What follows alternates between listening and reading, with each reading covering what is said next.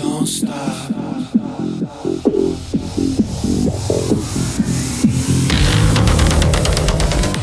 Hi, thanks so much for joining me on the Everything and Anything in a Decade podcast. I'm your host, Zach Randalls Friedman, and I have to tell you a conversation I had with my mother this past weekend. My mother and I were talking about when I was a kid because I'm going on a business trip next week and I'm going to see a childhood friend. I have known this person since the 6th grade. And we used to go to the skating rink together every single weekend. And we would hang out during the week together and we would ride our bikes together. And we had a whole crew of friends when I was in junior high and through part of high school too. And we knew half the town that we lived in. We grew up south of Miami in this little town. It was not so little anymore. But yeah, so we would hang out and she knew my family. I knew her family. She was always at my house or I was always at her house. And we were just really good friends. And so I did not see her for a very long time. A decade. Let's say I didn't see her for a decade.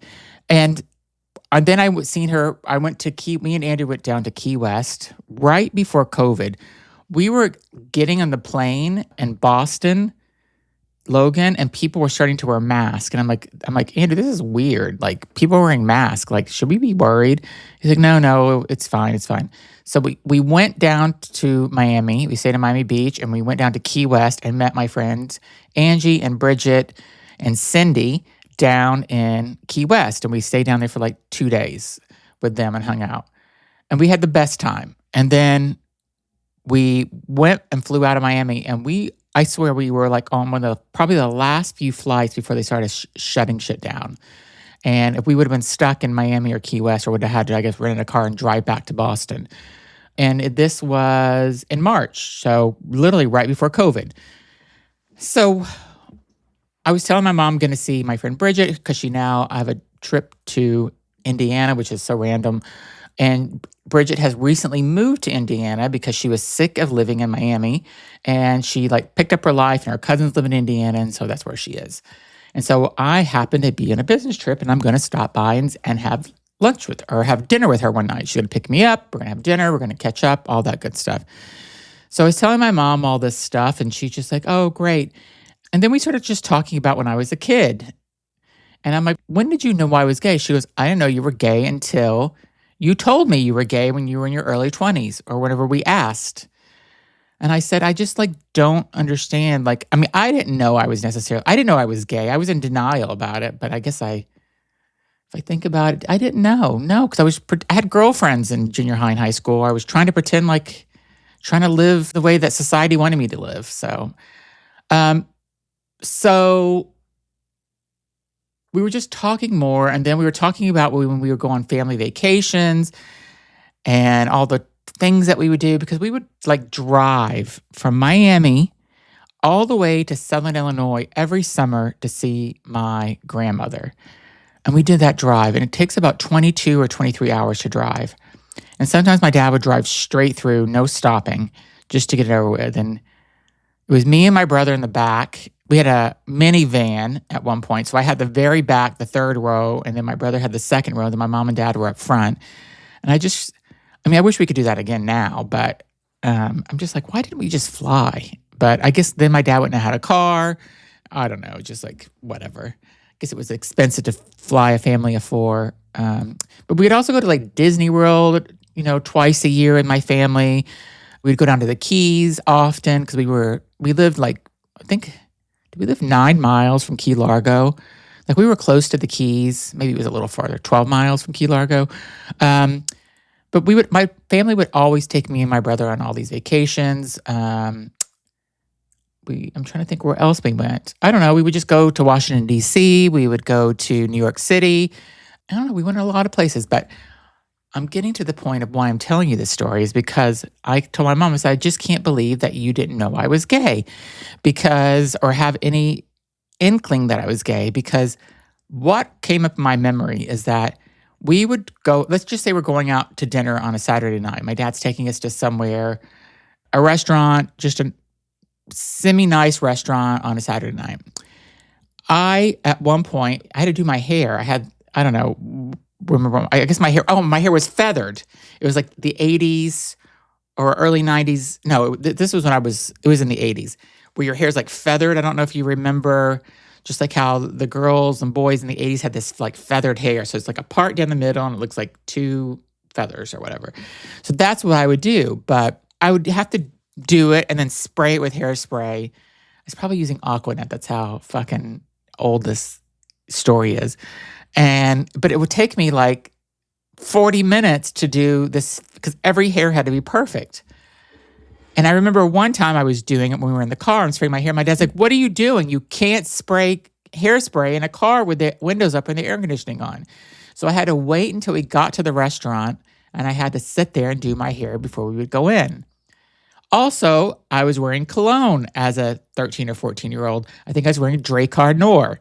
And I would spray the cologne. And my dad's like, "I can't breathe. Why would you spray the cologne in the car with the windows up and the air conditioning on?" And I'm like, "I don't know. So everybody can smell good." I mean, I was a kid. I wasn't thinking. But I keep thinking about this. And I thought about this last night before I went to sleep. And even when I woke up this morning, about how I would sit in the car. Literally, my parents and brother were inside the restaurant having a dinner. I was in the car for at least 40 minutes doing my hair. And then by the time I went in, they were like almost done with dinner. Like they were at least eating their entrees at that point, if not wrapping them up.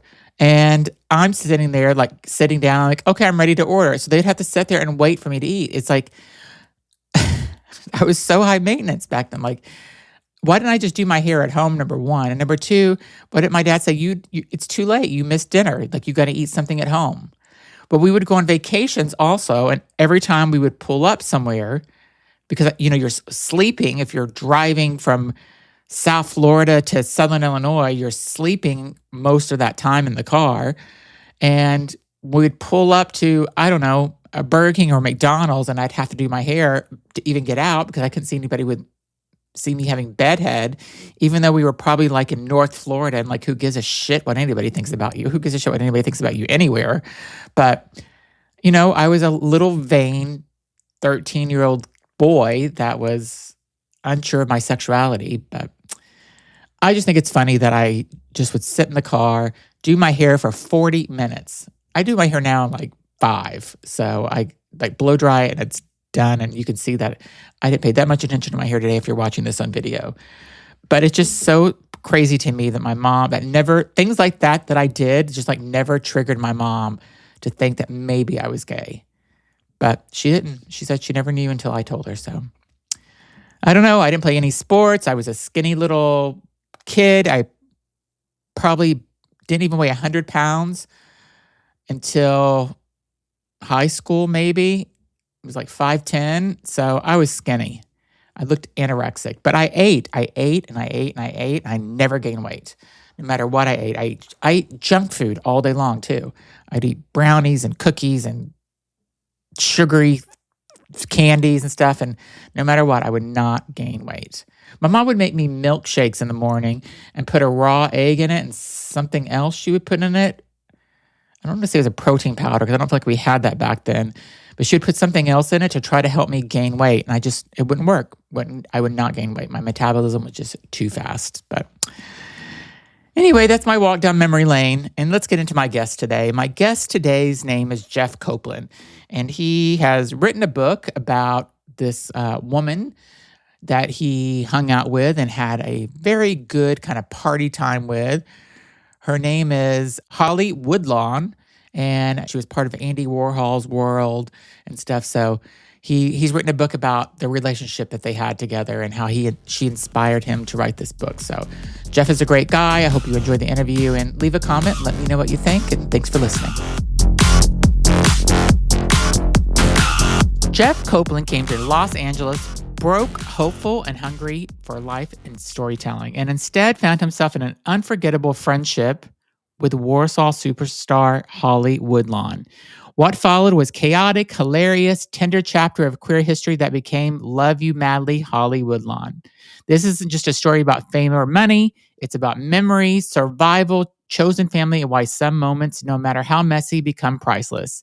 I'm Zach Reynolds Friedman. I'm your host of Everything and Anything and a Bit Gay, and I'm excited to welcome Jeff, the author of this book, to the show. Thank you so much for joining, Jeff. Well, I'm thrilled to be here, Zach. Thank you so much. So before we get into the book, I'd like to kind of step back and you take us back to that moment in time when a broke 20-something kid arrives in Hollywood, kind of with big dreams, obviously going to Hollywood. Like, what did you think was going to happen with your life, or what did you think it was going to look like? Well, it's so funny because I'd never been to Los Angeles before, and I had a whole different idea of what it looked like. We didn't have the internet then, so I couldn't just Google Hollywood and see what the terrain looked like. Yeah. I mean, I was kind of blown away when I saw the Hollywood Hills. I never imagined there would be mountains, in Los Angeles. So I was very naive, and my parents lent me money to run off to pursue my dream of working in television. Mm-hmm. They knew that I couldn't thrive in Missouri, and they wanted me to go for the big time. Yeah. So I got in Los Angeles, and I had $1,200 on me. And the shocking truth is that no one would rent an apartment to me.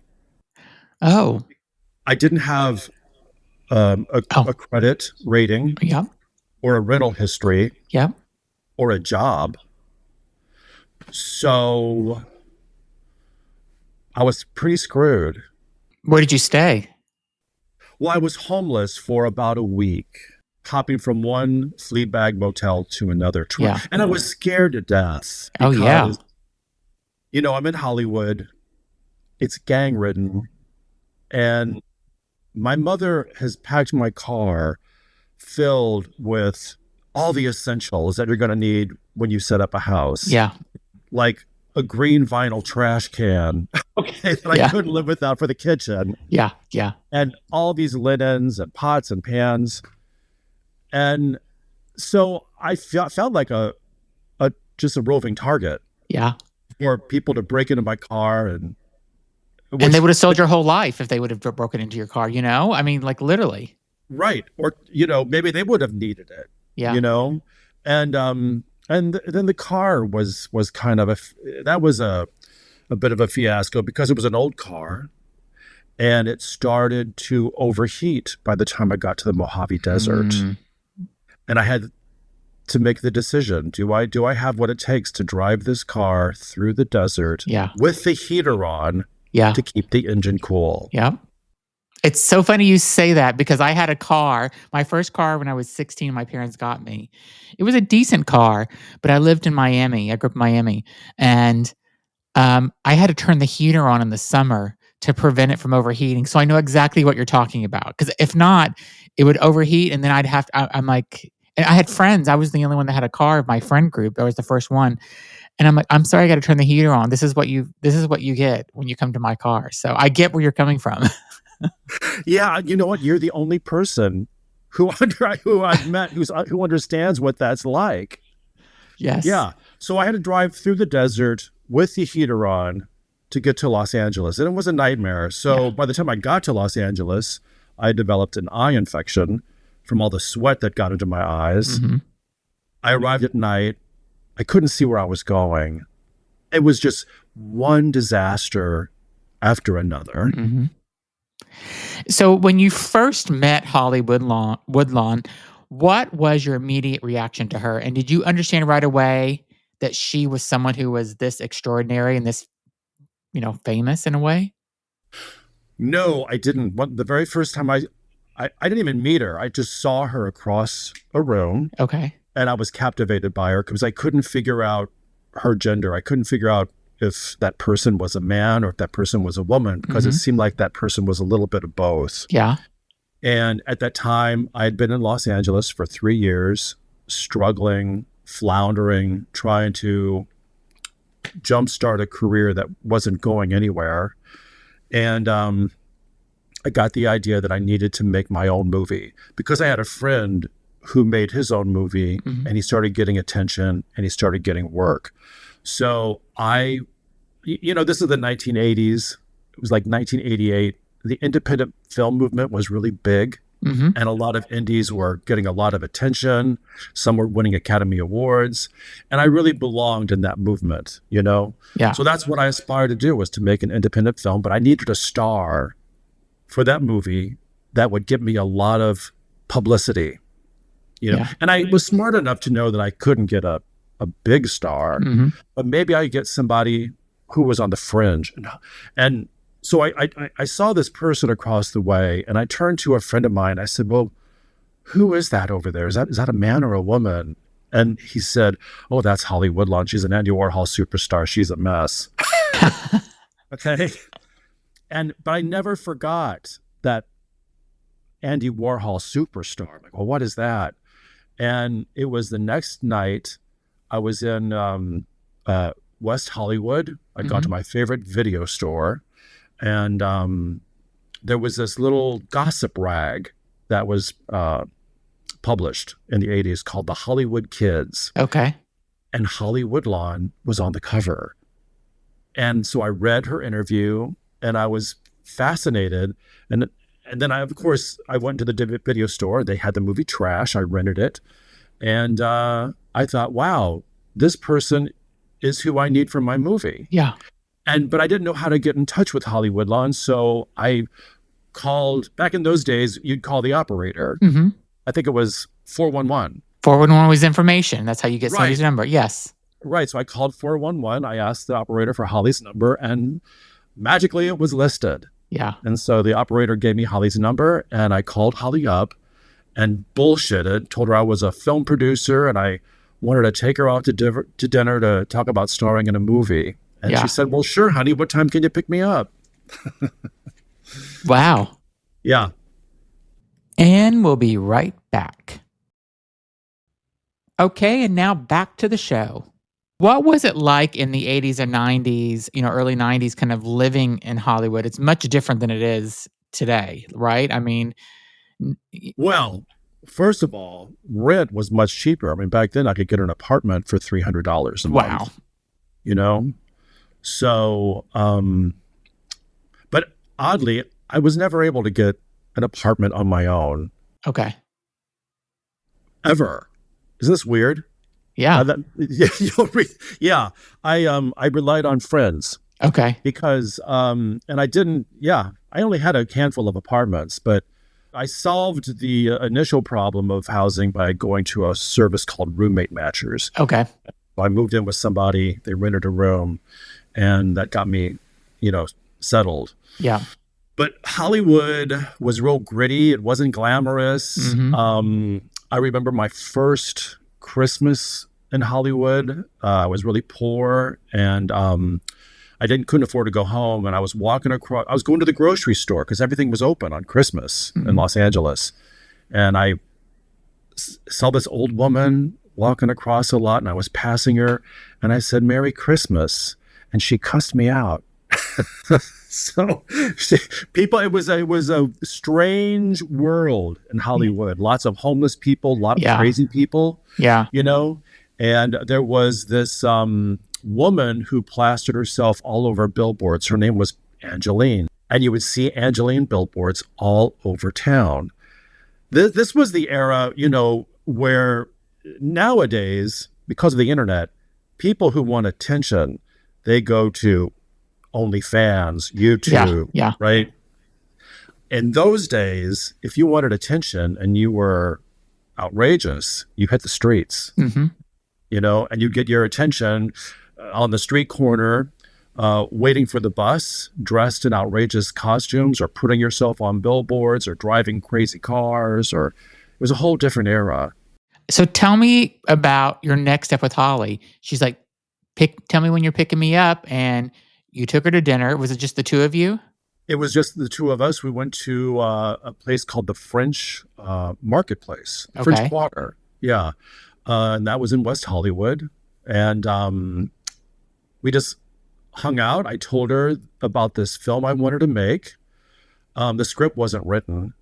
I didn't even have any money. And if Holly hadn't said, she would have just hopped, the bus and gotten the hell out of there. Yeah. Because I didn't know what I was doing. All I had was a lot of nerve and a lot of optimism. Mm-hmm. And what happened, I'll make a long story short, was I wrote a script and then I had to raise money for it. Mm-hmm. Okay. Meanwhile, Holly and I are both struggling financially, and she is struggling to pay her rent and struggling to buy food. And I'm in the same boat. And, but I need to raise money, like $10,000 to make this movie with her. And I didn't know how to do it. And so I thought, well, I'll send my script out to literary agents and maybe they can help me raise this money. Total idiot, right? Anyway, what happened was I did this mass mailing of these scripts with Holly's bio and her photograph attached. Yeah. Right. And about a week later, I got a call from this assistant at a literary agency who had found my packet in the trash. Oh. And what caught his attention was Holly's picture staring out at him. So he went over, he picked it up. My packet was attached. He read my letter, and he called me up and he said, "Hey, you know what? We don't represent screenwriters here. That's not our game. Mm-hmm. We represent book authors. And I think there's a book in Holly Woodlawn." Now, I didn't know how to write a book, but I was so desperate for an opportunity that I thought, I'll give it a shot. And so what that did was that put us on the path of working on Holly's memoir, which was called Low Life in High Heels. Okay. Oh, that's an awesome title. Yeah. Yeah. I don't want to give too much. The thing about this book, Love You Madly, Holly Woodlawn, is the book is a book about writing a book. Okay. Which sounds like a real snooze, right? No. I mean, I don't think it is. I'm excited to get it. I'm bringing it with me on my holiday trip to read it. So I think it's going to be a good read. So yeah, I don't want you to give away too much of the book, but kind of talk about your relationship, if you can, a little bit about how it grew with Holly over this time, because she sounded like you two met and you were almost each other's chosen family at this point. Is that accurate? Well, yeah, we came together. We were two misfit underdogs trying to find our way in Hollywood, California, right? And through the course of this journey, she became my best friend. We were very, very close. Yeah. And but there were a lot of challenges along the way that I wasn't prepared for. And one of the biggest was Holly's alcoholism and Holly's irresponsibility. She was very, very irresponsible. And so my job was to get her anchored, grounded, right? And keep her sober. Yeah.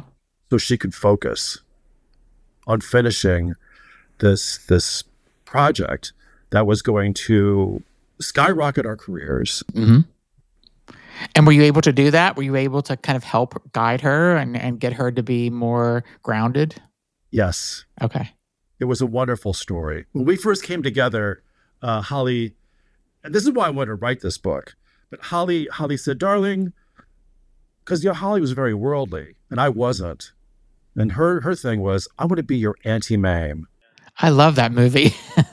I had never seen the original Auntie Mame. Okay. I thought she meant the Lucille Ball version, Oh. Mame. And when I said that, she about had a fit. Yeah. And she insisted that we go to the video store that night and get the Roz Russell version. Yes. And she sat me down and we watched it together. Yes. Yeah.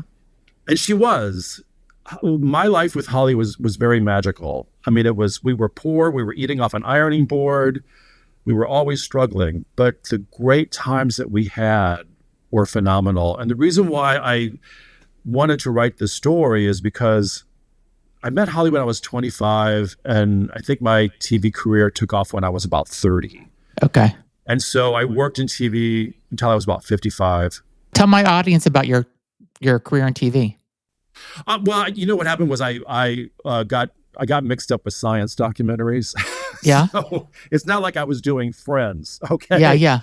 I was doing. I started on a show for PBS with Jeff Goldblum called Future Quest as a production coordinator. Okay. And that led to me becoming a production manager on a Discovery Channel show. And then that led me to, becoming a field director, and then a segment producer, and then a supervising producer, and then a writer producer. And it's just on. So I did, stuff for Discovery, Animal Planet, Learning Channel, A&E, ABC.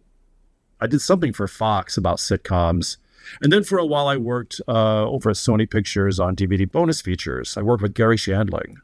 I mean, that's like an amazing career. I mean, I had a ball. Yeah. Okay, so one of my good friends from a science series we did for the Discovery Channel, his name is Stuart Richardson. He called me up and he said, "Hey, listen, I'm working on this DVD project with Gary Shandling, and we're gonna do a shoot with Carol Burnett. Wow. We need help. Would you like to come on board?" I'm like, "Oh my God, Carol Burnett? You're not going to say no to that." Yeah. So of course I hopped on board, and that it was supposed to be a 6-week gig, but because Gary was so methodical and he was such a brilliant creative guy, this 6-week job turned out to be a 2-year gig. Wow. Yeah, which involved, Sharon Stone, Bruce Willis, Ellen DeGeneres. It was phenomenal because we were covering the Larry Sanders Show and all his guest stars. Yeah. So we were interviewing all these great people. But we go over to Carol Burnett's condo, and Carol Burnett, when she does a shoot, she likes to do all her shoots in one day. Okay. Let's just get them all done. Okay. Yeah. So we're going to do a shoot for Gary Shandling. We're going to do a shoot for the TV Land Awards, and we're going to do a shoot for the LA Times. Mm-hmm. And this was crazy. Gary at that time was shooting everything documentary style, cinema verite. Mm-hmm. We have cameras running, and there's, they're just running around covering everything. And Carol Burnett shows up, and she has the whole cast of the Carol Burnett Show with her. Wow. Vicki Lawrence, Lyle Wagner, Tim Conway, Harvey Korman. It was amazing. I think I was in Los Angeles until I was 57 years old. So what is that, 35 years, something like that? 25 years. Of all the years, okay, all the experiences, that shoot with Gary Shandling and Carol Burnett was, and meeting all those legends. Oh my God. It was it. Yeah. Yeah. It was the peak. Yeah. Yeah. Amazing. Yeah. But I wanted to write about Holly because even though I had these really fun, good jobs, well, most of them were good jobs. Some of them were real, lemons. Yeah. But nothing compared to the wonderful experience I had with Holly Woodlawn. I mean, that was phenomenal. So, it sounds like you had a lot of there were some challenges with her alcoholism and stuff, but it sounds like mostly you had great times with her. It was joyful times. Is that accurate? Absolutely. Yeah. I had a lot of joy. It was a lot of fun. And that's what I chose. That's why I want to write about it. And that's what I chose to celebrate. Yeah. Because things, the irony is our greatest success kind of ruined everything. And it goes into that in the book. Is there anything when you were writing this book that you weren't honest about or you didn't want to talk about that you wish you would have? No, I laid it all out. You did. I pretty much, not in a way that's bad taste. I'll tell you one thing I do talk about that, and the way I do it is kind of over the top. This is really insulting, okay? Whenever people found out that I was working with Holly and they found out that she was transgender, they always asked, did she cut it off? Okay? They always, they wanted to know, did she cut it off and what bathroom did she use? Are you kidding me? So when I address that in the book, I do it in a way that is really kind of a subversive fuck you. Yeah. Yeah. Is this? Oh, by the way, sorry, I said that F word with a PH. Oh, you can say whatever Okay, you want on this. You can say whatever I you say want on the this F show. word with a PH, folks. So Yeah. No, you can say fuck and what you can say whatever you want on this show. So okay, all right. But yeah, so I didn't hold back. I talk about everything. good. I talk about whether she cut it off, and yeah, I mean, was she insulted by things like that, or was God, she was just like whatever? I don't, no, very highly insulted. yeah, Holly did not like being, you know, objectified, yeah, and Holly didn't like being labeled. What difference did it make? She would say, "What does it? What difference does it make if I'm a man or a woman? What does yeah, it matter? I'm Holly. yeah, Why do people have an issue with trying to figure out if I'm a man or a woman? Because yeah, really, the truth is, Holly was gender fluid by the time we came together. yeah. You know, When you think about kind of Hollywood, like when you arrive there, and it was obviously a different time in Hollywood where you talk about how it was just different. But a lot of people were going there, and I guess this is true today that people go there with no money and they do these kind of things to try to become, there's so many people want to become famous, but now there's reality shows that people can go on to try to be famous, and you have social media that can help people maybe become famous. You didn't have any of that, right? So you didn't no, have reality shows, you didn't have Instagram or YouTube or anything to kind of get yourself out there or to even research people, right? So right. do you think that magic is still in Hollywood today the way it was whenever you first went? Oh man, I don't know because I haven't been. I don't know what it would be like to in 2025 to go Yeah. out and have to hustle. Here's what I did. I mean, I was so eager to break in. I mean, I literally stood outside Paramount Pictures and I was handing out my resume to anybody who'd walk out that gate. And somebody eventually said, this is not how you do it. You got to Yeah. go to the Hollywood Reporter and the Daily Variety, and you got to read the production charts. Okay. Well, I didn't know what a production chart was, but I, thanked him and I went to the bookstore. I picked up those trade publications. I mean, I didn't even know what a trade publication Yeah. was because I wasn't taught this in college. I was, studying avant-garde cinema. Yeah. And- Yeah. you know what I mean? Film noir. I didn't know what a trade publication was, so I was having to learn everything the hard way. Now, I don't know, but today people don't have to do that. It's all accessible on the internet. But I prefer the experience I had, quite frankly. Yeah. I mean, you had to be strong. Oh, yeah. Really. I mean, it made you who you are today, right? I mean, all that struggle that you had to do, eating off an ironing board, like you were saying, like all that stuff has made you who you are today. So it's like, why would you want to change any of that? I wouldn't change it I wouldn't change it because all the resilience and it just, like I said, it makes you stronger. Yeah. And we'll be right back. Okay, and now back to the show. Did Holly introduce you to a whole group of amazing characters and stuff that you just like never would have met if you didn't know her?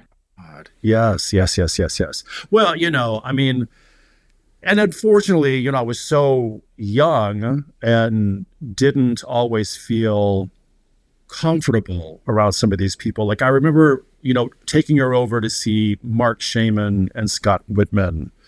They were in town doing something, and Mark Shaman and Scott Whitman are huge. They are huge. They wrote Hairspray. Yeah. Okay, they're major talent, and they've done a whole bunch of stuff. I'm just drawing a mental blank. But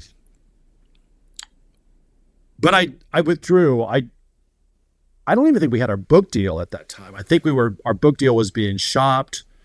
And so I didn't want to get in the way. So I let Holly visit with them because Holly didn't have a car. I had a car. Okay. Drove Holly over there. She, visited with them and they laughed and had good time, and I kind of withdrew over to the living room and read a book. Okay. Because I didn't want to get in the way. Yeah. You know what I mean? Yeah. So, but she took me to Bob Colacello's book launch party, which was at an estate in Holmby Hills, with a gal. The gal's house, her name was Wendy Stark. Wendy Stark was Ray Stark's daughter. Ray Stark produced Barbra Streisand movies. I mean, this was a mansion. Yeah. I went to Joan Quinn's mansion. Joan Quinn was West Coast editor of Interview magazine. She lived in Oliver Hardy's house in Beverly Hills. Wow. I mean, it was like, I would never get to go there. Yeah. You know what I mean? And those are just two examples. So what do you hope that readers get, especially, the LGBTQ plus readers get from this book? You know what? I actually write about it. I'm going to read you the last lines on the acknowledgments so I don't screw it up. But this book has quite a few acknowledgments. And they're not just names. I write out the name and what they mean to me, how it helped. But this is what I want people to take from this book. This pretty much sums up the story. Okay. It's fuck fear, embrace risk, live your dreams, and always remember, failure is temporary, but the regret of having not tried will last a lifetime. Oh my God, I love that. So you've got to just go for it. I love that. And let me show you, I'm so proud of this book, Love You Madly, Holly Woodlawn, okay? It's a celebration and it's a celebration of the time I had with Holly, and it's a tribute to her, but it's also a celebration and a tribute to old Hollywood. Yeah. Okay. And what I decided to do, and thank goodness Farrell House was on board with this, they're my publisher. Mm-hmm. Each chapter kicks off with a montage of old Hollywood images. Awesome. And all these images they foreshadow things to come. Okay? Amazing. Yeah. And every chapter, they're just beautiful. And it's just a great, I don't know, like black films, for instance. Yeah. Have a whole chapter montage about black films that a lot of people don't even know about these. They don't know. I love that. Yeah.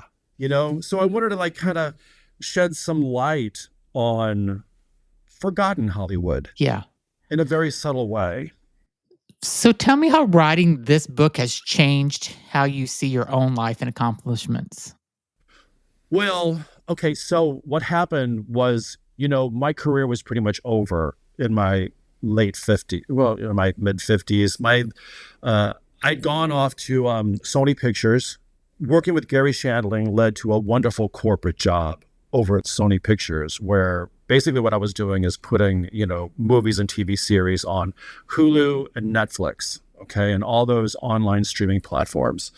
And it was a great job. I really enjoyed it, but it totally derailed me from what I really wanted to do and what I should have been doing, which was writing and producing.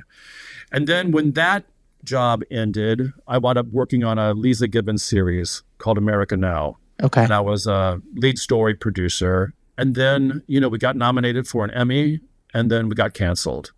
So the shitty truth about working in entertainment is once you're in your 50s, it gets harder and harder to get those opportunities. And also the money was dwindling. Mm-hmm. Budgets kept getting cut. And instead of being just a writer or a producer, you now had to be a writer, producer, editor, and researcher. Yeah. So when my parents got sick, I had to come back here. And it was too much of a train wreck. My sister couldn't handle it. So I moved back to Missouri in 2019. And then COVID hit. Oh, yes. Right. So here I am out here. Yeah. I didn't know what to do with myself. And so I decided that the Holly Woodlawn experience was so magical and so wonderful, but something happened that was really bad, which you'll get to in the book. Okay. And I wanted to take that horrible situation and I wanted to turn it around. I wanted to make it right. Okay. So writing Love You Madly, Holly Woodlawn over and over and over. Okay. I did like 20 drafts. It was very empowering. Okay. Because I wasn't sure if I could do it. At first, I thought it was going to be a magazine article. The idea of writing 400 pages was overwhelming, but that's exactly what I did. And then when it got published, my editor, we cut about 100 out. Okay. Yeah. And do you now have you ever stopped and kind of reflected back on just how proud she would be of this book and just like how great it is that you've captured this moment in history and that you've been able to share this with people? I mean, do you ever think about that? Like, I think that's amazing. Yes, I do think about it. And I write about it in the epilogue. Okay. Okay, because something very wonderful happened. And I don't want to give it away. Yeah, don't. But I know Holly is thrilled. Yeah. I mean, the pictures in the book. I mean, check out this. We have a color center section. Okay. This is a Peter Palladino picture with a red feathered wig. Yeah. I mean, it's got pictures people have never seen. Yeah. That's amazing. Wonderful. Yeah. And I would just want to ask one more question just about, your mom helped you pack up your car with the green trash can and all this other stuff and sent you off to Hollywood. And, it was an adventure even getting there with the overheating car and everything else. But were your parents super proud of what you accomplished? I mean, you drove to the city you've never been to. You met people that you never would have met if you would have stayed in Missouri, right? You never would have had this life.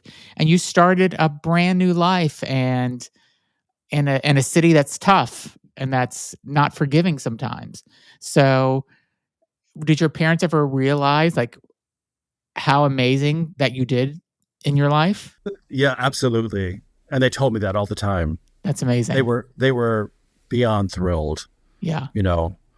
And that's why, because they were so supportive of me, I couldn't just leave them out here and let them rot. I had to come back. You know what I mean? Oh, I get it. Yeah. Yeah. Because they really, I mean, if it wasn't for them, I would have probably never had that life. Yeah. I don't know, because they were always encouraging me. I don't know if I would have had the wherewithal. I don't know if I would have had the confidence. But my mother especially made me believe that I could do whatever I wanted. Yeah. I love that. Yeah. Yeah. She was, they were both amazing. And living, in the Midwest in Missouri, growing up there and stuff and going to Hollywood, it's a completely different world. Did they accept who you were as a person as you got older? Yeah, they did. I mean, my father and I never talked about it. Okay. But my mother told me when they talked about it. Okay. Yeah. And he was just cool with it. My father was a very easygoing guy. I'm a lot like him. Yeah. And his best friend growing up turned out gay. Okay. And I remember being a little boy when my father found out. And it was kind of funny because he just kept kept beside himself. Right. My father's friend, his name was Poon, Poon. Okay. What the hell kind of name is that? Yeah. Right? But we're from Missouri, so go figure. And I remember my father just kind of like walking around in a daze in the house going, Poon's a queer. Poon's a queer. And he didn't, I mean, they were still best friends. Yeah. But he was just kind of like, wow. I think it was very eye-opening for him. Yeah. Yeah. Which was important for him to see that, hey, your best friend is a homosexual. You would have never known it. And he's the same guy as he's always been. Exactly. You know what I mean? Yeah. That's amazing. Yeah. I mean, whatever I don't even know how my parents didn't know. And one day I came home and I ended up having to move back in with my parents in college because I had a roommate situation that I needed to get out of. I was living in Miami Beach and had to move back home with them. And my dad got me a job at his company. And so I had platinum blonde hair and 4 earrings in each ear. And I was a club hit kid and wearing blue vinyl pants out and platform shoes and going to South Beach 7 nights a week. But then whenever I got this job with my dad, I wanted to be more professional. So I'm like, I'm going to cut all my hair off and get rid of the platinum blonde and have my real color hair. And I'll start wearing khakis to work. And, on the weekends, I'll still do whatever I need to do to be my club kid self. But whenever I shaved my head and I looked more normal and took some of the earrings out, that's when my mom comes to me and says, I have to ask you something. And I think I was like 22 or 21. And I said, don't ask me something you don't want to know. And she goes, well, your dad wants me to ask you. And I'm like, all right, ask. And she goes, are you gay? I go, Mom, do you really want to know this? She goes, I need to know. And I go, yes. And she started crying. She goes, oh my God, do you have AIDS? I said, I don't have AIDS. And she goes, do you want to be a woman? I go, I don't want to be a woman. I go, there's a lot of education we're going to need to do. So my parents were, they lived in Southern Illinois in the Midwest. That's where they grew up. I lived there till I was 7. Then we moved to Florida. So they were not exposed to this really. I mean, even living in Florida where we lived at the time in the 80s and early 90s, it wasn't super common. I mean, Miami Beach was starting to pick up with a big gay culture, but they weren't exposed to that. And right. Our neighbor across the street was a lesbian. My mom knew it. She had a partner that she had forever. My mom didn't care. They were really great friends. But that was kind of the only exposure I think they really had to gay people. So my dad didn't talk to me for 6 months after I told him. I was living there still. And then it was around Christmas time. And I said, listen, I don't know what to do about Christmas. I don't think I'm staying here for Christmas. This is weird. I'm going somewhere for Christmas with friends or something. And then she told my dad like came home from work one day and like gave me a hug and said, I love you no matter what. And let's move past this. And we became so close. Like that's whenever our relationship really started, I think, because growing up as a kid, I didn't feel close to him. So, but that's whenever I became close with him. And how do you think he made that turnaround? I think he knew that I was getting to a point where I was going to leave. And if I left, because I was talking about moving to New York and I moved to New York shortly after that. And if I left to go to New York, he would never see me again. Oh, and I think that, and my mom got past it pretty quickly. She wouldn't tell her friends or family for a while, years. And then whenever she started telling one of her friends, they're like, yeah, we've known this forever. Like, how could you not know? She goes, I just didn't know. Like, he had girlfriends and stuff. They're like, yeah, they were girlfriends, like friends. I mean, I did have like girlfriends, like dating, but it wasn't like I was doing it because that's what society told me to do. Yeah, exactly. And I didn't know either. Like, I was trying to figure out things myself also. But I think my dad just knew that he loved me. I think he realized he had 6 months to think about it. And he realized that I'm still the same person, Poon was the same person that your dad knew before he found out. And I think my dad realized I was the same person. And my dad also worked for a nuclear power plant. And so there was some, it wasn't, a super corporate job. And my dad didn't want people to find out. So, what would they have thought about this, about you have a gay son? Like that, what would have happened? And then I think my dad just came to realize he just didn't give a fuck anymore, like what people would think. I mean, it doesn't matter. It doesn't matter. Right. When my brother got caught smoking pot, my dad's like, "Oh my God, I'm going to lose my job because you smoke pot." And I'm just like, "That's what kids do, Dad." Like, wow. And then my brother was gay too, and so. Wow. When my brother came out, finally, I knew he was gay. But when my brother came out, I don't even know how long ago, maybe 10 years later, my dad calls me at 8:00 on a Saturday morning. I was living back in Miami, and my brother came home drunk from somewhere.